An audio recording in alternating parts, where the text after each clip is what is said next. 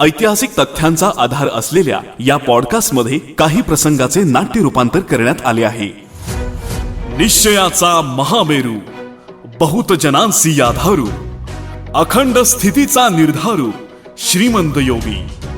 नमस्कार, मी RJ प्रतीक. निश्चयाचा महामेरू या ऐतिहासिक पॉडकास्ट मध्ये तुमच्यासाठी घेऊन आलोय छत्रपती शिवाजी महाराजांचा धगधगता इतिहास. आज आपण ऐकणार आहोत आदिलशाहीची अस्वस्थता. राजांच्या विजयाने मराठी राज्याच्या सीमा आता चौफेर वाढल्या होत्या. राजांचे घोडदळ 10,000 झाले होते, तेवढेच पायदळ सुद्धा होते.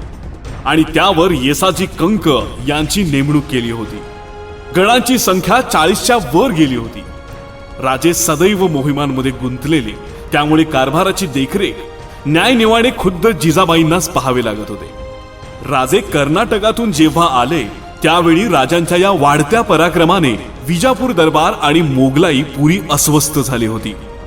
महम्मद आदिलशाह वारल्यानंतर विजापूरमध्ये बरेचसेच बदल झाले.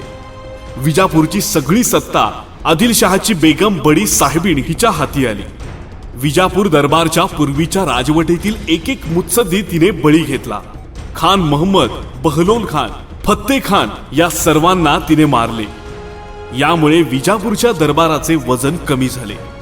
याच परिस्थितीचा फायदा घेऊन शिवाजी राजांनी कर्नाटकच्या मोहिमा आखल्या. राजांच्या वाढत्या पुंडाईने त्रस्त होऊन विजापूर दरबारने शहाजी राजांना आपल्या मुलाला आवरायला सांगितले. पण शहाजी राजांनी मात्र आपला मुलगा व पत्नी आपलं ऐकत नाहीत असं सांगितलं. बडी साहेबिनीने राजांच्या भागात चांगले सुभेदार नेमण्याच्या सूचना केल्या. त्यानुसार विजापूरचा बलवत्तर खान अफजल याला परत सुभेदार नेमले. कुडाळ सावंत कोकणात बलवत्तर होते म्हणून त्यांचे परिपत्य करण्यासाठी रणदुल्ला खानचा मुलगा रस्तुम जमा याची नेमणूक केली. विजापूरचा दरबार तटस्थ होता. बादशाह अली आदिलशाह तख्तावर बसला होता. त्याची आई बडी साहेबीन संतप्त होऊन सज्जात उभी होती. ज्या शिवाजीने आदिलशाहीचे गड काबीज केले, मुलूक बळकवला, बंदरे ताब्यात घेतली, एवढेच नव्हे तर आदिलशाही मुलखात 2दा चढाया करून लूट केली, गावे बेचिराख केली, कल्याण खजिना लुटला, त्या शिवाजीची गय करायची तर किती. बड्या साहेबीणीचा संयम आता सुटला होता. दरबारात शिवाजीच्या पराभवासाठी पैतेचे विडे ठेवले होते. तख्तावर नक्षीदार चौरंगावर सुवर्ण तबकात ठेवलेले विडे साऱ्या दरबाराला आव्हान देत होते. दरबारात अंकुश खान, रुस्तुम जमा, मुसे खान, याकुत खान, सिद्दी हिलाल यांच्यासारख्या ताकदवान सरदारांबरोबरच विजापूरचे सेवक बाजी घोरपडे, मंबाजी भोसले, झुंजारराव घाटगे हे सुद्धा हजर होते. सारे चुपचाप हात बांधून हजर होते. साऱ्यांच्या नजरात जमिनीला खिळल्या होत्या. विड्यांकडे पाहण्याची हिंमत एकामध्ये सुद्धा नव्हती. पण आता मात्र बड्या बेगमचा संताप वाढला. तिचा कणखर आवाज साऱ्या दरबारात उमटला होता. उसने अजमते शाही को ललकारा है. राज्य आणि धर्म यांच्यासाठी त्याचा पराभव झालाच पाहिजे. हे आव्हान स्वीकारणाऱ्या वीरासाठी दरबारचे विडे हजर आहेत. बेगमची नजर दरबारावरून फिरली. तिने पुन्हा पुकारले, कौन है वो मुजाहिद जो शिवाजी को लेके आएगा. साऱ्या दरबारात शांतता पसरली.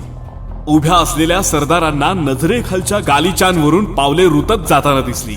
माना वर होऊ लागल्या.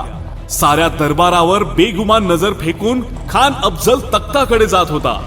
अफजल खानाचा देह धिप्पाड, उंच पुरा होता. चेहऱ्यावर राकट मगरुरी होती. डोळ्यात आत्मविश्वास होता. डावा हात तलवारीच्या मुठीवर ठेवीत खान तख्तासमोर उभा राहिला. बादशहाला मुजरा करून त्याने साऱ्या दरबारावरून एक तुच्छतेची नजर फिरवली व तो गरजला, सिल्ले सुवानी, बंदा पायांशी हजर आहे. गर्दन मारण्याच्या हुकुमाची फक्त वाट पाहतोय. हुजुरांनी त्या मनहुसाचं क्षुद्र नाव घोषित करावं. साऱ्या दरबारातून एकच आवाज घुमला, सिवा. खान मोठ्याने हसला आणि म्हणाला, बस. आणि एवढ्यासाठी आमच्या दरबारी एकही सरदार नाही. ये मजाल. बेगम हुजूर, आदिलशाही सल्तनीत काट्याप्रमाणे सरत असलेल्या या क्षुद्र सिवाचा मी पूर्ण नायनाट करेन. सिवा काय तो सिवा? असा जातो आणि बेड्या घालून तुमच्या समोर हजर करतो. आणि पाहता पाहता आपल्या पोलादी पंजाने खानाने तबकातले विडे उचलले. साऱ्या दरबारात रिवाज विसरून एकच जल्लोष झाला. बादशाने खानास अनेक भारी वस्तू भेट म्हणून दिल्या. त्यात एक रत्नजडित ज्ञानाची तेजस्वी कट्यार होती. ती खुद्द बादशाची होती. विजापूर दरबारने खानाला अनेक सरदार दिले.